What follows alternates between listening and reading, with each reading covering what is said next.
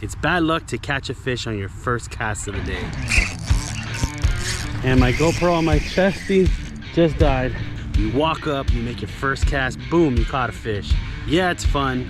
Yeah, it's surprising. I don't believe in luck. However, it seems every time I catch a fish on the first cast, that's pretty much it for the day. Let's keep fishing. Make sure you hit the subscribe button.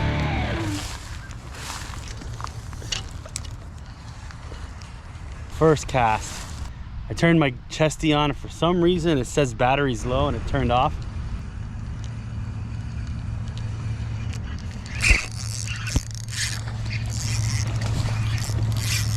There we go. So I had to scramble and grab this camera and try to fight the fish with one hand and record with the other hand. And my GoPro on my chesty just died.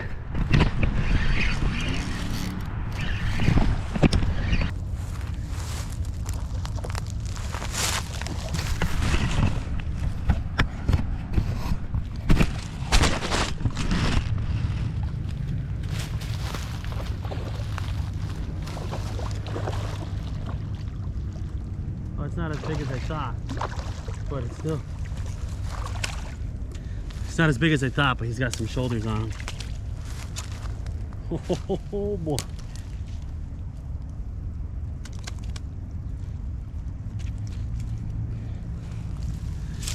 Oh, come on, come on. Check this guy out, dude. Check this guy out. So I got here and immediately I saw a big push spook off from the shallows. So I went ahead, I dropped my fly rod, grabbed my spin rod, just flipped it out in front of the wake, twitched it a couple times, and he freaking ate it.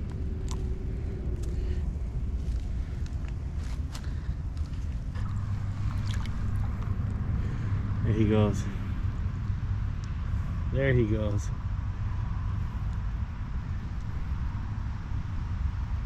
Not exactly sure what happened with this one because this battery should be fully charged just as that one is, because they were both charging together, but not exactly sure what happened. So I'm gonna see if I could find another battery for the chesty in my truck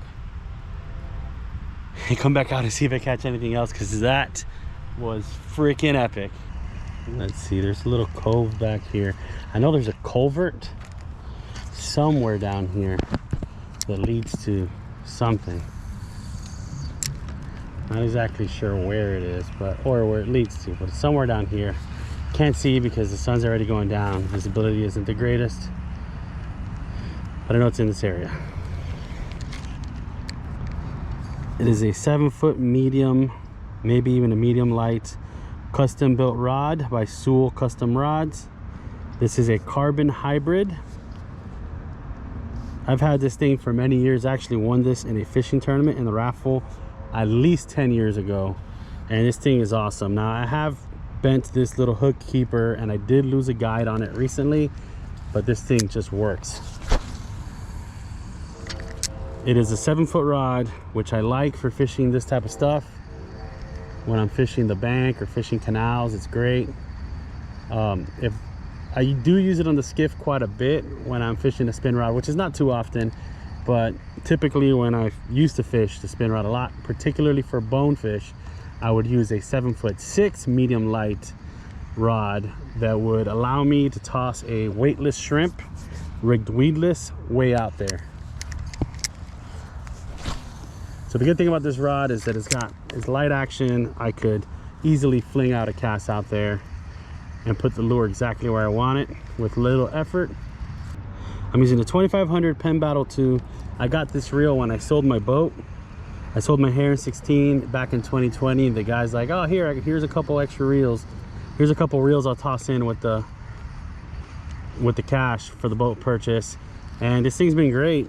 It essentially retired my Florida Fishing Products 2500. I swapped it out for this and it's been awesome. I freaking love it.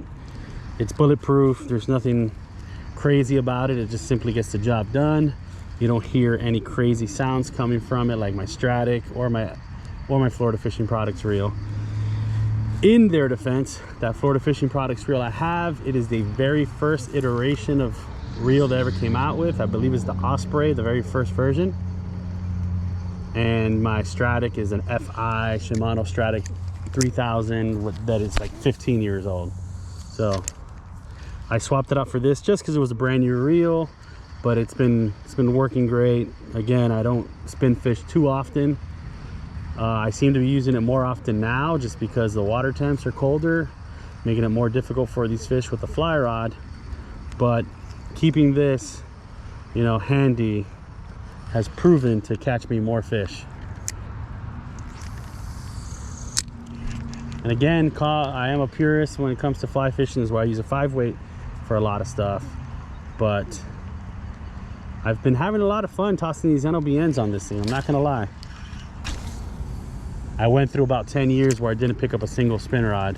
So finding the joy and fun back in it now is pretty good. I guess you could call it a midlife crisis to go back to light tackle spin rod fishing. But it's just fun. At the end of the day, if I'm catching more fish because of it, I'd rather catch a fish on a light tackle spin rod than sit at home on the couch and not get to fish at all, because I'm trying to be a pure fly fisherman. As you can see, this thing's got bit a lot. You know, that 7 pound, 8 pound bass I caught the other day, and the tarpon I caught that day, plus a bass a couple days ago, and now this snook have all come on this very exact lure, and it's only got a slight tear on it, but it's still working. So, oh, that was a big tarpon just rolled in that back corner. And this thing's been working great. It's been getting the job done for me. You know, I was tossing the mini mullet for a long time, but once the water temps cooled down, I switched up to this lure because I could just go ahead and slow troll it like this, as you see me doing. Just so slow troll it, that little flutter of the tail, it just gets those fish excited and they seek it. It's like a perfect search bait. The vibrations of that tail fluttering just gets their attention. So I saw a third tarpon roll. That was a big one. That was like a 30 pounder in that far back corner.